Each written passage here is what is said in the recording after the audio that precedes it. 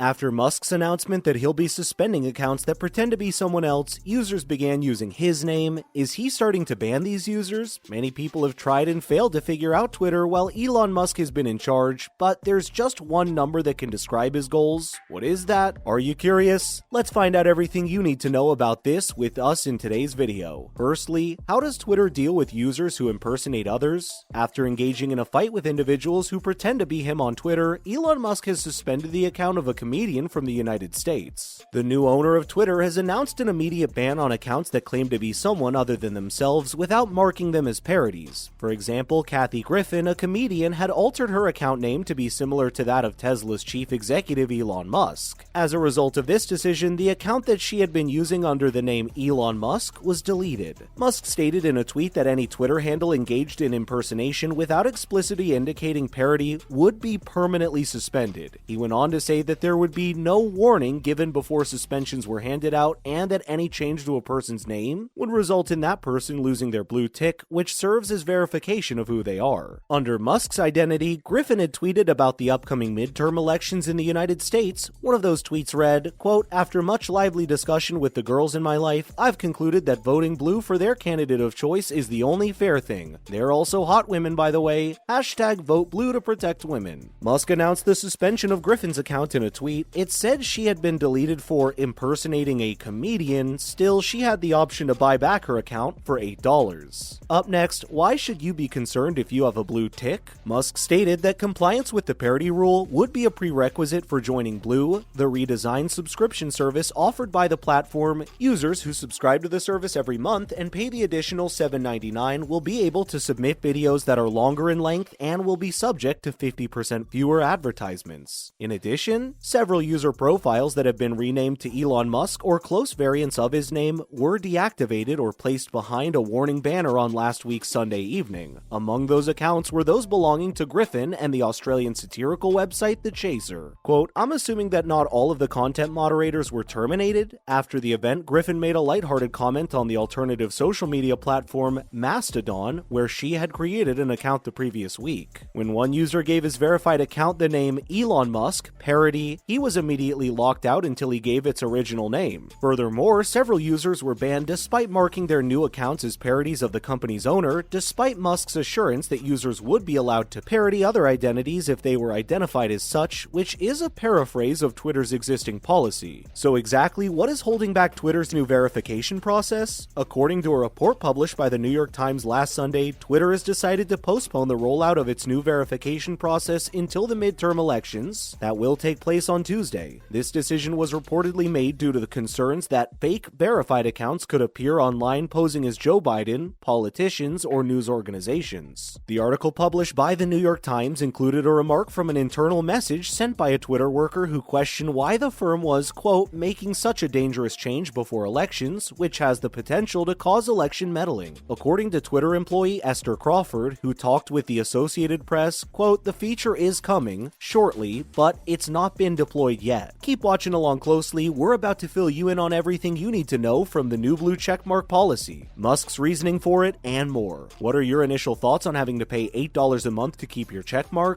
Let us know down in the comment section. Is it a smart move by Elon, or is it instead a bit of a blunder from the business magnate? Up next, in what ways are users dissatisfied with the new blue tick policy? Similarly, the performer Valerie Bertinelli had adopted Musk's screen name and sent a series of tweets on Saturday in support of Democratic candidates before reverting to her real name. After the event, she tweeted, "I had a good time and I believe that my point was made." Bertinelli mentioned the reason behind the development of the blue checkmark for verification. People whose identities Twitter had verified were eligible to receive it at no cost, with journalists making up a significant fraction of those given access. Quote, "It merely indicated that your identity has been validated. Con artists would have a more difficult time passing themselves off as you," Bertinelli remarked. "That is not relevant any longer. I hope you have success out there." So, how has Musk defended that? Musk said in response to a tweet that discussed this issue, quote, "You symbolize the problem. Journalists who assume they are the only source of credible information." Musk said that the social network's objective, quote, "to become the most reliable source of knowledge about the globe," will be accomplished through the Birdwatch community fact-checking initiative. Birdwatch is a social media platform introduced in 2021 and is currently only available in the United States. It enables users to annotate famous tweets, which which are subsequently shown to other users if a sufficient number of people find them helpful. Up next, will there be a complete overhaul of Twitter? Elon Musk has not squandered any time in implementing significant alterations to Twitter, according to reports in 9 publications. 1 week after the acquisition agreement was finalized, Elon Musk fired around half of the company's staff worldwide, including most of the team working on Twitter in Australia. After firing thousands of employees on Friday, Twitter started asking dozens to return to work, according to a report in Bloomberg, with managers realizing that they were responsible for crucial features. Some of the haphazard changes to the social network have come so quickly that some are now being rolled back.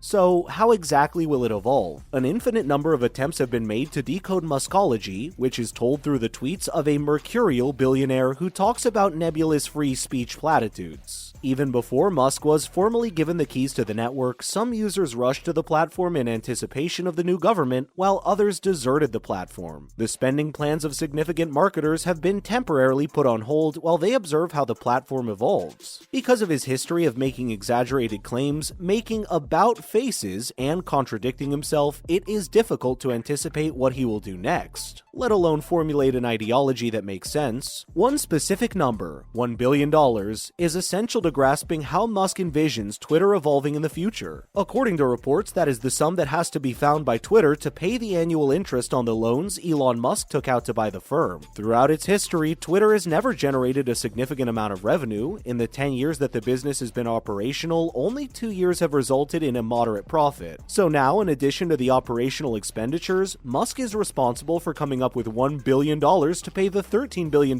in loans taken out to pay for the company's widely exaggerated price tag of $44 billion. To put this into perspective, the company's operating cash flow for the prior year was approximately $630 million, which paid roughly $50 million in interest. Lastly, is Twitter going to cost the billionaire his car company too? Maintaining the status quo of the business would require a large additional sum of money, and as if the risks of bringing down a critical platform weren't already high enough, Musk's loans are borrowed against his Tesla stock, which means that any inability to pay may also jeopardize his control over the electric vehicle firm. In a nutshell, Musk has a lot riding on his ability to turn a money-losing social media platform into a cash machine amid deteriorating economic conditions. Because of this, he is willing to make significant changes to the platform workings and terminate critical staff members, not due to ideological convictions, but out of sheer desperation. It is evident that Musk loved what Twitter was, regardless of whether you believe him when he says he acquired Twitter to, quote, benefit humanity, or because he's a billionaire who appreciates the attention the network has given him. Yet, ironically, the choice he made to purchase the company will radically alter his preferred social networking platform, assuming it is still around after the acquisition. This concludes the video. I hope you enjoyed it, and if so, please subscribe to the channel and click the bell button to be notified of new exciting videos. Also, how do you expect things to go on Twitter? Finally, please share your opinions in the comment section. As always, we appreciate y'all tuning in. Bye!